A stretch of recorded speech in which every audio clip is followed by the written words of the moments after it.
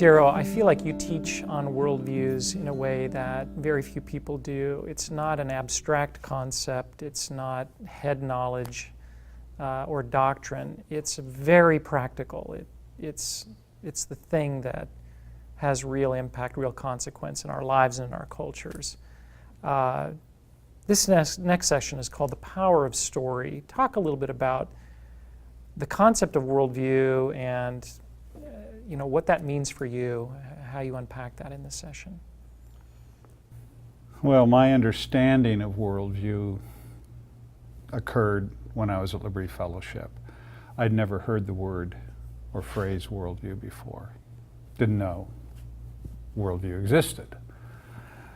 And I'll never forget an evening with Udo Mittelmann, a German lawyer. We were having supper together one evening in his home. And in the middle of the conversation, Udo turned to me and he said, Darryl, Christianity's true even if you don't believe it. Well, I'd been a Christian at that point for 13, 14 years. I'd been discipled in Campus Crusade for Christ, in Young Life. I'd been involved in a conservative evangelical church. I'd been to seminary. And I had been taught that Christianity was true because I believed it. And here's somebody telling me it's true even if I don't believe it.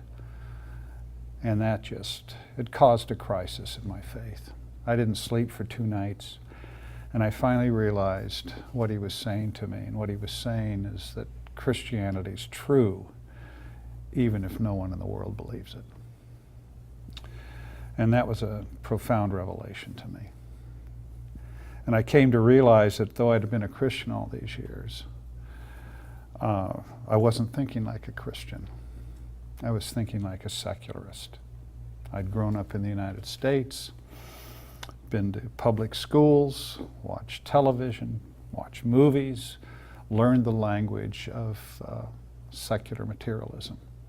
So I had a born-again heart, but my mind was not born again.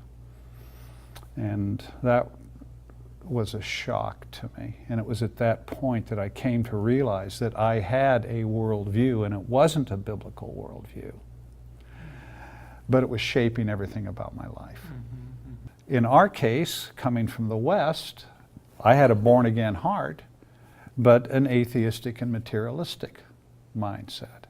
And today, young Christians in the West, they don't have a modern mindset, they have a postmodern mindset. And it influences everything they think about life, including what it means to be a Christian, what the church is, what the role of the church in society is. All of these things are being shaped among the young in the West today by postmodernism. The older Christians that are our age in the West by modernism, and people in the developing world largely by an animistic framework. Mm-hmm.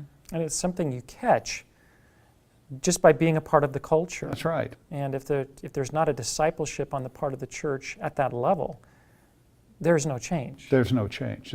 And that's why coming to understand not only the concept, but the power of a worldview is so important. And it's the reason that we need to disciple people, not just in the spiritual disciplines, but we need to disciple people at the level of culture. Because if people are not discipled at that level, they could have a born-again heart, but the mindset of the culture is what dominates their life. I think that this lesson on worldview is probably one of my favorites.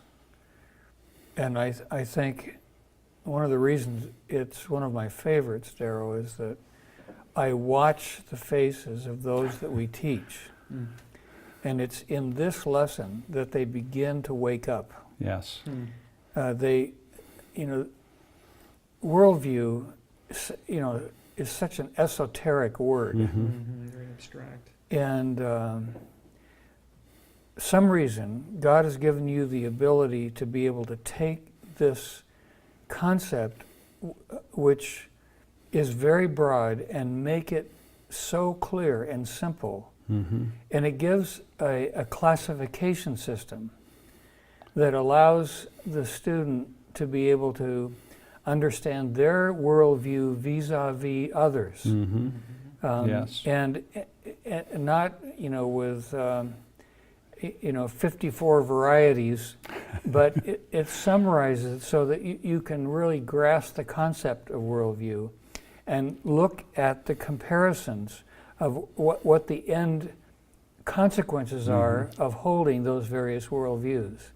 And I've seen the lights go on. Yes. So many times, and I love it.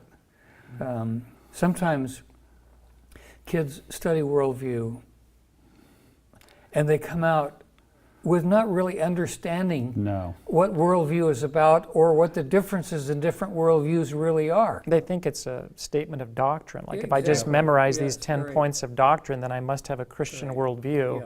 And yet what they function off of, what functions in terms of their decisions and guiding their life is something very different. This is an important lesson.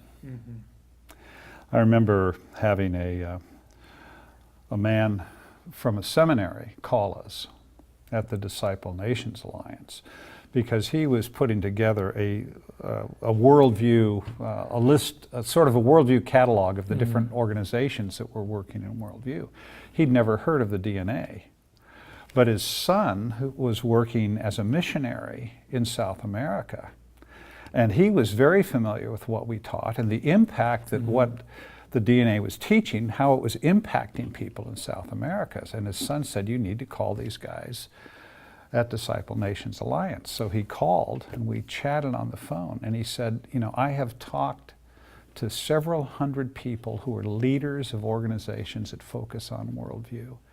And he said, you are doing something different. And I said, what is that? And he said, you make worldview practical.